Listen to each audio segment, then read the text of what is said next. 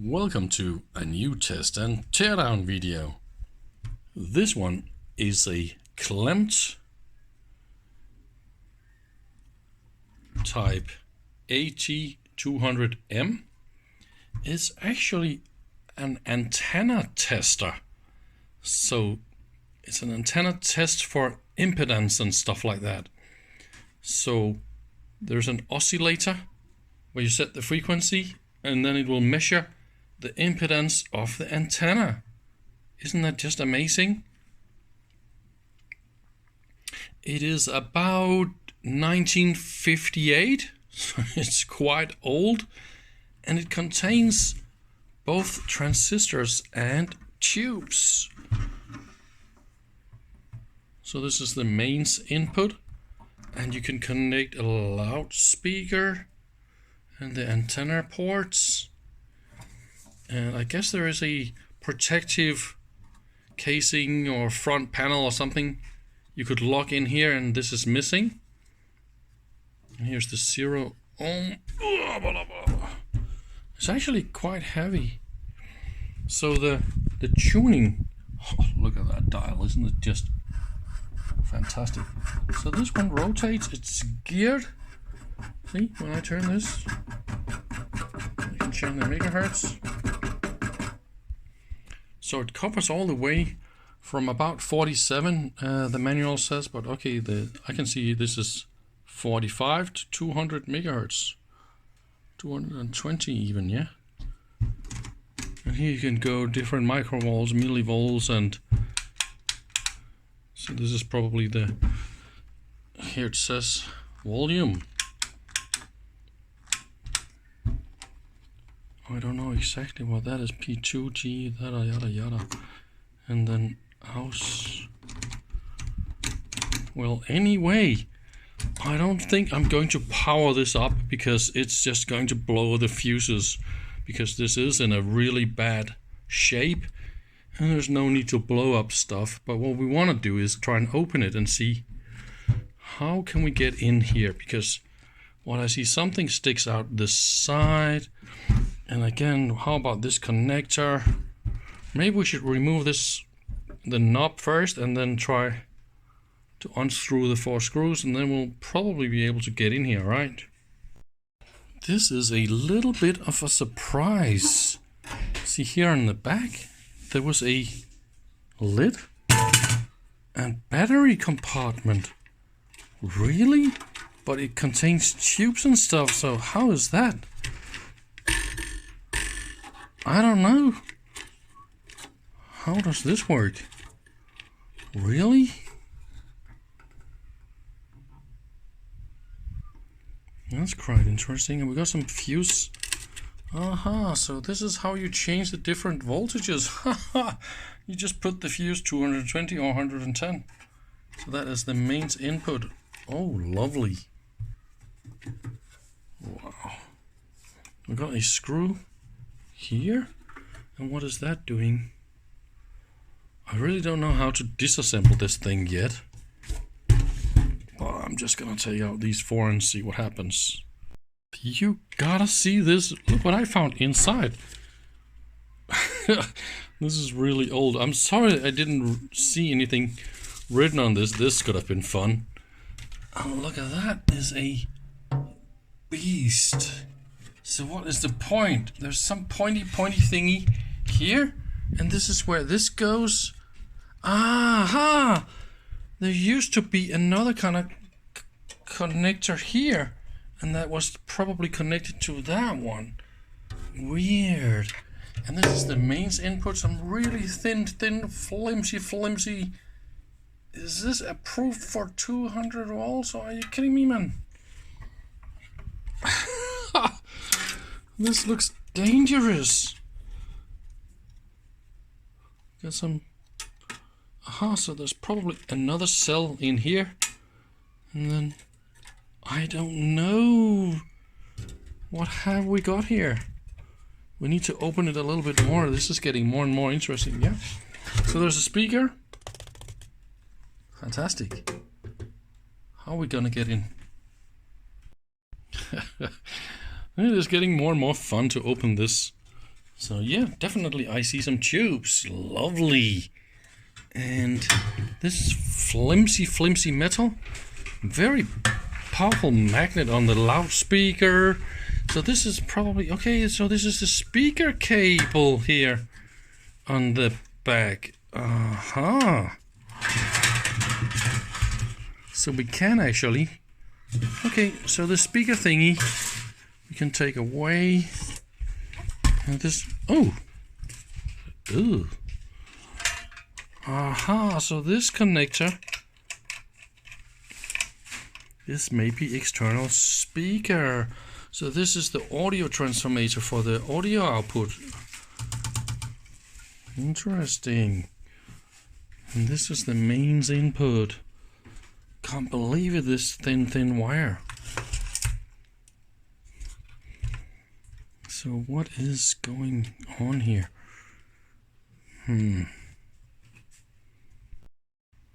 So I figured out how this is. This is indeed the loudspeaker transformator, and this is the mains transformator. Just too bad the mains transformator here is hammered, and some of the windings are broken like that. It is not safe to power this up. Just too bad. And so this thin flimsy mains wire actually goes to those two fuses like this, and then you select the different mains wire, and then, oh yeah, look what I found here. Neuberger, and then it says where it is when it was manufactured, 9/12/59.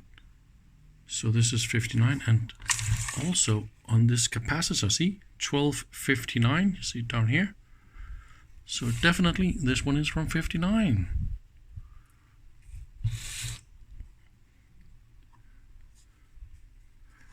And so this is the tuning capacitor. And look at the gearing here. So this is the dial.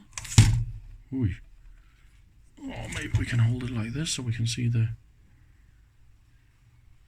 how this is geared. And then there is a wire pulley system that goes. Oh, look at that. So this is how it goes. It's super geared.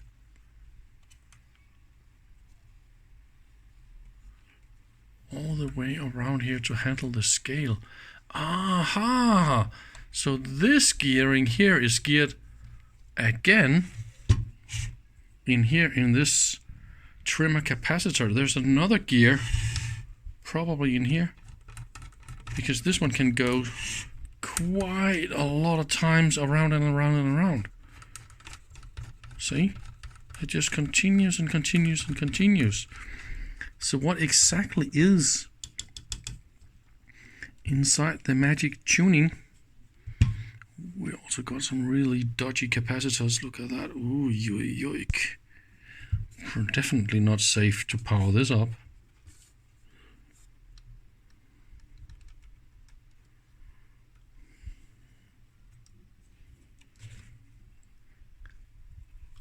And oh, there's another one hidden here.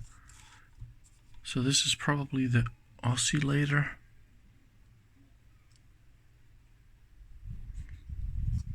And then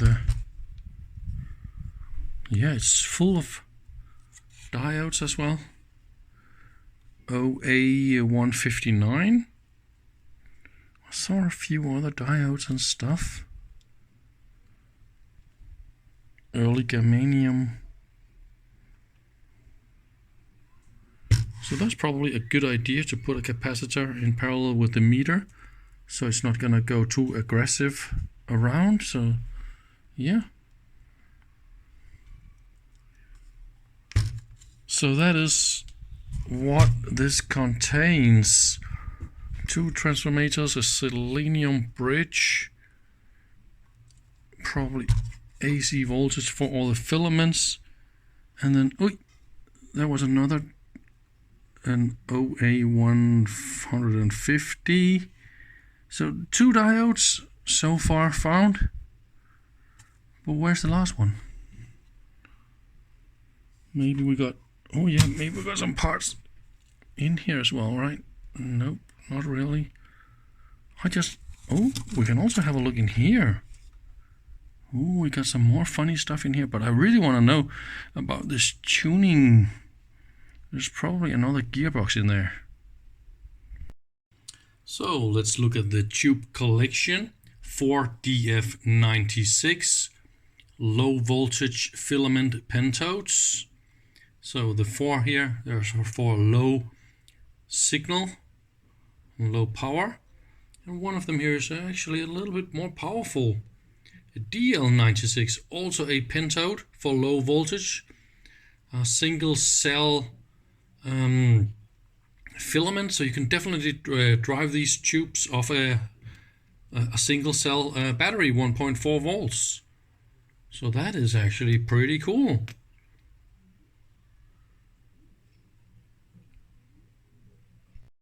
I found another tube.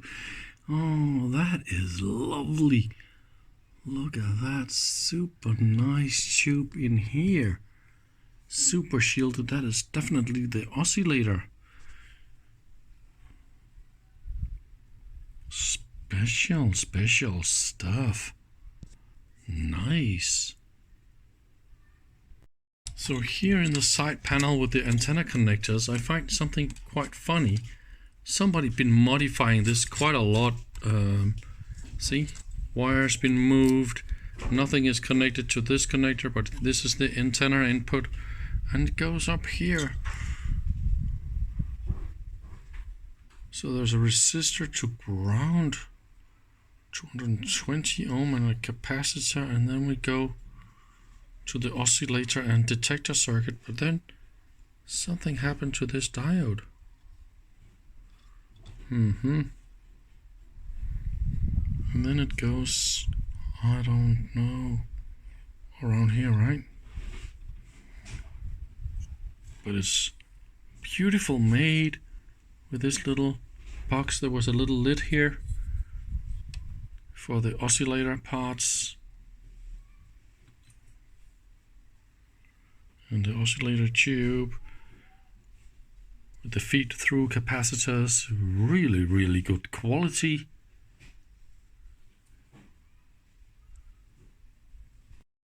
I just pulled the tube, the tiny little oscillator tube out of here. But look at that. As far as I can see, ooh, this is fragile, just going into yike. Oh, we can see now what it is. 1AD4. Something is written here on the back side.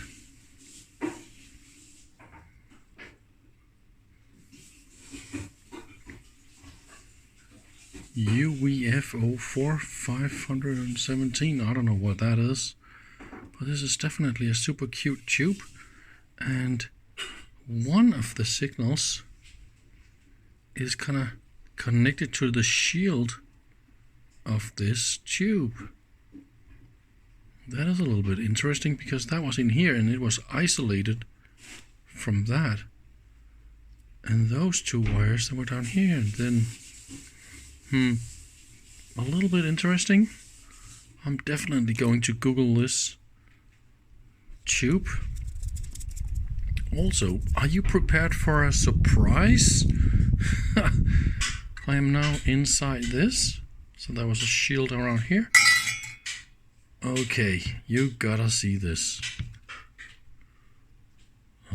Surprise. So that's actually an inductor, or double inductor coupled. And so this is the system that handles how many revolutions this will take. So if I go all the way out, see there's a stop. So the arm is kind of loose. There's a flexible joint up here. So every time I go in, see? Let me see if I can hold this.